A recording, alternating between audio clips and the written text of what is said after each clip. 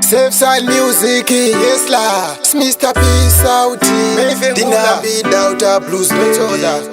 Muna moto wangu ishe ite kuti munzwe mzazo ndivarirawo kunze. Wow, yeah. Ishe kombera bereki vangu vamwe chete nevana vangu chavanobata nechevanoshanda.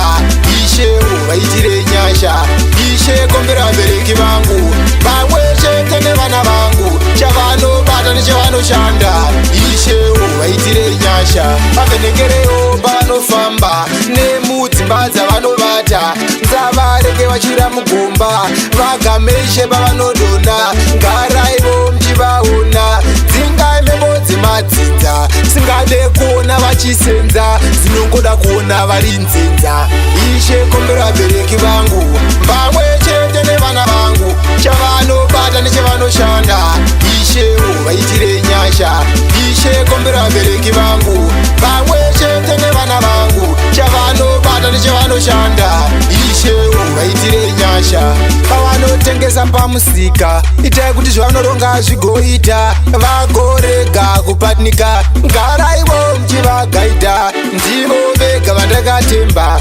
January kusvikira December ndoda kurambe vachisenza. Ishe wangu wawa.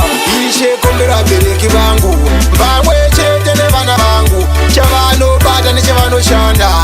Ishe vaitire nyasha. Ishe kombera vabereki vangu vamwe chete nevana vangu chavanobata nechevanoshanda.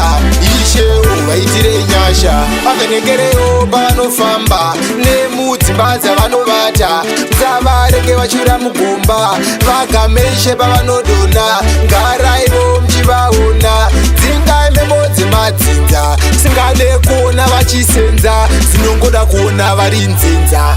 Ishe kombera vabereki vangu vamwe chete nevana vangu chavanobata nechevanoshanda. Ishe vaitire nyasha. Ishe